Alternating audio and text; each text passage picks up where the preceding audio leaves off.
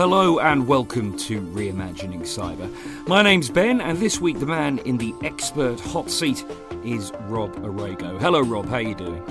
Good, Ben, how are you? Good, Rob. Great to have you here. Now, in today's episode, we're going to be looking at the growing impact of AI on cybercrime and global information warfare.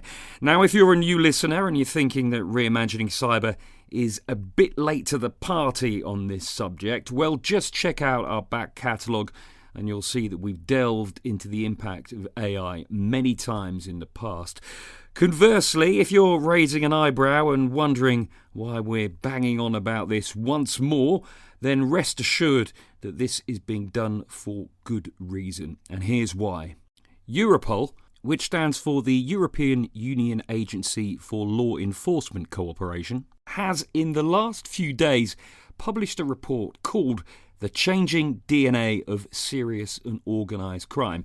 It's a document that they update and release every 4 years, and it is, to quote the organisation, Europol's flagship analysis that provides a comprehensive overview of the threats posed by serious and organised crime in Europe.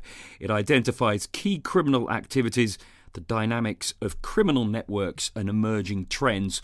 The report is based on contributions from EU member states and third parties and Europol's expertise. The report offers strategic insights to shape EU policies and law enforcement actions. End quote. Now, the report is 100 pages long, and it kicks off by naming what it says are three interconnected dynamics that are increasing the threat of criminal activities to varying degrees. The first, crime is progressively disabling society. Number two, crime is increasingly nurtured online. And three, and this is what is of interest to us, crime is accelerated by AI and other new technologies. And Rob, this is where I turn to you. Europol's latest report is really driving major concern around law enforcement agencies globally at this point. Right, they're seeing crafted messages coming in multiple languages. We've talked about that in the past, just how clean these messages come across versus what we used to see, and obviously causing a lot of confusion and people literally taking actions on some of these scams that are happening out there at this point. We're seeing a lot of impersonations that are extremely realistic looking, literally fooling family members at times. We've seen entire communications and payment systems being automated with the power of AI. And so, how are they actually getting the funding back through and supporting their efforts, making their lives that much easier again, and just tons and tons of illegal content that they're able to push out now through all these different AI generation tools that are available for their use. Now, what really makes this a major concern is just how easy it is for the criminals to exploit these capabilities, right? It's extremely accessible, very adaptable, and absolutely advancing on its level of sophistication. So it's no longer just something that we're kind of thinking is coming and happening potentially in the future. It's here, and it's making major strides and major concern, obviously, to the point where this report from Europol is driving much more awareness across the law enforcement agencies, again, globally. Now, one of the other things that we're seeing is a major evolution and transformation across many of the different technological-driven operations from a scalability perspective, Rob. Right, so they're able to scale so much faster. It's easier for them to hide much more effectively now behind the scenes of what they actually are doing, conducting out there. And so some different kind of examples that were called out from some of the recent law enforcement actions that have been taken. We're seeing, dozens and dozens of arrests for distributing AI-generated child abuse images. We're seeing a takedown of encrypted messaging services used for international drug and arms trafficking. The other things to take into consideration is, Europol has basically identified some of these areas as major growth areas around cybercrime in Europe specifically is obviously the sophistication I mentioned before, migrant smuggling networks being stood up very easily and very effectively, drug and firearms trafficking, again, making their lives that much easier, and criminal activities even within management industries. So it's just going all over the map, just making everything that much more accessible and easier for these AI solutions to be applied for the continued advancement, unfortunately, of what the cybercrime industry in it itself truly is able to adopt and leverage, making, again, the law enforcement side of the equation that much more difficult. Now, just to add to that, the report also talks about a widespread fraud epidemic that affects many EU citizens, businesses and public institutions. It's saying that the scale, the diversity, the sophistication of fraudulent activities is previously unseen. It's driven by advancement in automation and AI. The schemes are leveraging AI to create highly realistic narratives, the kind of thing that Rob was talking about earlier on. It incorporates trending societal topics. It makes them increasingly convincing. And cryptocurrency holds a central role in this, both as a payment method and a vehicle for investment fraud. The impact on victims, it says, is both financial and psychological, and many are targeted multiple times. Let's pull back a bit then from focusing on Europe, because back at the start of the episode, I mentioned that we would be talking about how this relates to global information warfare and, Rob, the US's potential vulnerabilities. One of the things that we're seeing here is, many of the different types of details that are being tied to global information, as it relates specifically to the US, is one of concern. And the reason for that is because at this point, we're seeing the US basically start dismantling some of its own defenses in more of this global information landscape that's becoming that much more hostile, as you can imagine. So while we're all, watching for cyber attacks from China, Russia, and Iran, there is a lot of different elements of investment that's happening in these different countries and what they're actually able to now accomplish. China, for example, has invested over $10 billion in misinformation propaganda. They've mobilized over 20 million network volunteers to support their efforts.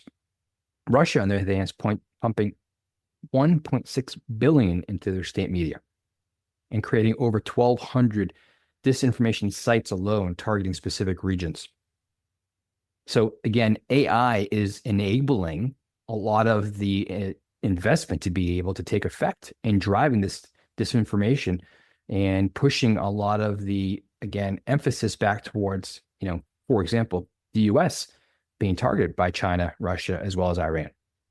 Now, on the other side of it, as I was alluding to earlier, within the US, right, we're having some issues as it relates to how we're going to continue to defend against this. And so some of these key defense mechanisms are starting to go away, right? We've seen Voice of America defunded, the Global Engagement Center closed, right? And so there's areas of where there is information support of validation of what we're seeing out there now no longer existing. So the lack of understanding and awareness of what some of these adversaries are actually out there doing is getting that much more difficult for us. And this isn't just, simply fake news. It's not the case at all. We're talking about a very well-coordinated effort to reshape some of the global perceptions and really try to control the narrative out there as it relates to what they're driving around the global information aspects of what they're seeing and what they're trying to influence. So I think, again, as we're continuing to evolve, major acceleration with the power of AI, just some examples out there, things to be really aware of, bit concerning, of course, but when we look at these things, right, with the power of these algorithms, the deep fakes that are out there, the crafted messages that are much more effective, all things that we have to continuously be made aware of, be educated, and also share with those others that maybe just don't quite realize what's happening at this fast-paced environment that we're currently living in. So I just wanted to share a little update on some of the things that are being impactful from AI in the side of cybercrime. Again, ties into a lot of the conversations we've had in the fall with Europol specifically, and then the global information warfare side of the equation, which we had some really great conversations quite some time ago as it relates to intelligence, really focused more so on Russia and some on Iran with Bill Hagestad, that again just reflects to those conversations from a couple of years back at this point and the realization of what we're seeing currently. Fantastic, Rob. Thanks so much.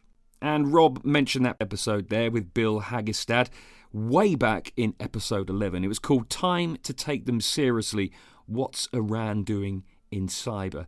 Bill is an internationally recognised cyber warfare expert, and if you are yet to listen to that edition of the show, let me tell you that it is one of the most memorable interviews we have ever recorded. It is both compelling and chilling in equal measure.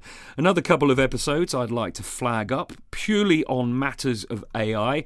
I'll point you towards Reimagining Cyber numbers 107 and 108, where we talk to Ashley Jess, formerly of the FBI and now a senior intelligence analyst at Intel 471. Amongst other things, Ashley talked in depth about the worryingly convincing deepfake videos and misinformation campaigns that Rob touched on earlier, and the implications of these threats for both private and governmental organisations. And finally, Rob mentioned a couple of episodes we did late last year with Interpol, Europol's global equivalent, if you like. In editions 113 and 114, Rob was joined by Craig Jones, former director of Interpol's Global Cybercrime Directorate. As you can imagine, they covered an awful lot of ground. Here's a clip. Let's continue our conversation and look at the countries that are most targeted for cyber crimes, as well as who the perpetrators are that you're most concerned about.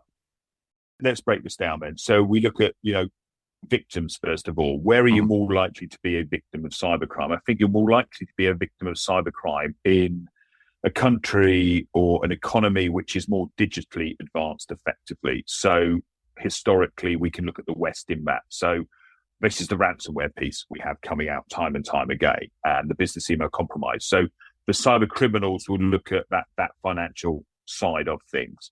So that's probably more in the English-speaking sort of West, where you've got a combination of those sort of frauds as well as those technical attacks. So the technical side, they go after vulnerabilities, and the frauds, they go after, the opportunities to engage on a one-to-one basis, or do a volume and then narrow it down and do those sort of business email compromise. So we're seeing it more in West. You then look at where's the infrastructure base. Well, the infrastructure is everywhere. So that's one of the big challenges we have is, the infrastructure that's used by the cyber criminals is used by everybody else as well. So how do you identify that infrastructure and then get that taken down? So I think there's a technical aspect to this, which we could be better at. But then you come into those, let's call them hard to reach jurisdictions. And probably best for me to talk about some sort of examples here when we look at that.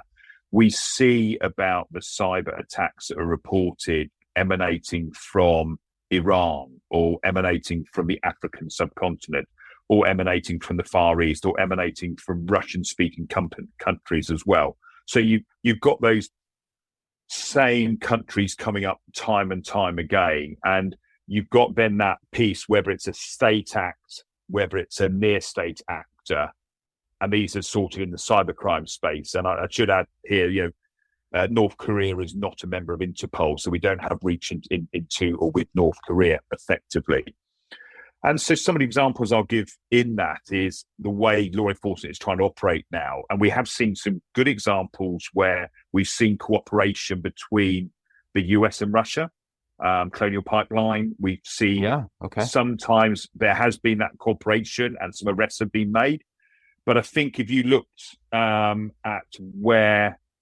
a clear global graphic about where the main ransomware attacks are happening, there's not many happening in sort of Eastern Europe, Russia, those sort of countries. So I think, it doesn't take a particularly savvy analyst to work out, maybe quite a few of the attacks are coming, or cybercrime is emanating from that region effectively. I think also I'd sort of mentioned Africa in that as well. What we're seeing is where you have economies that are growing really, really quickly. In Africa, you've got a lot of people, it's more on the micro side, so using their mobile phones to conduct their businesses, sharing mobile phones between each other's, swapping SIM cards in and out. That's potentially more vulnerable. But then you look at, crime emanating, let's say Nigeria, for example. There is an organized crime network in sort of Africa, whether you call it Black Axe, which is a wider organized crime group, or whether you look at some of the smaller villages. And we've seen here where you've got extreme poverty in that country. there's an opportunity for them to make money through committing cybercrime. If it works, they're going to do it. So that very similar to Eastern Europe, where we had the villages in Eastern Europe were identified back, in the 90s, early 2000s, where you had a whole community there committing cybercrime. So it is a global challenge, as we know, where and how we then take the prevention piece in there, or we take the operational piece. We've seen some really good coordination in Africa recently, and that partly stems from us as Interpol setting a desk up. So 2019, it was my first regional cybercrime working group meeting in Africa.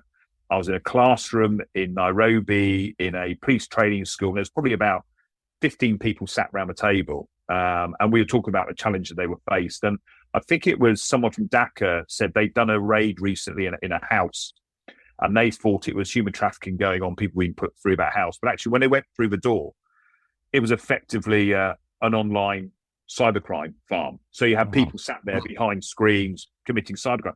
They didn't know what to do. They didn't have that capability or that capacity. Now, that's 2019. So fast forward during COVID, and we've seen what's happening now. Currently, we're seeing cybercrime groups who are emanating from the Far East. They're setting up, very large cybercrime centers, let's call them, in the Far East. They're attracting people saying, oh, here's some jobs, come and work for us. And it's a good IT job. You've got people going there. They're then met at the airport, passports taken off from them, and bang, they're almost, it's that modern human slavery effectively in that digital space. So we've seen that come through. That was Craig Jones, the former director of Interpol's Global Cybercrime Directorate. Thanks so much for listening to Reimagining Cyber. We will be back next Wednesday for yet another episode. Remember to follow or subscribe to the show in the meantime. Goodbye.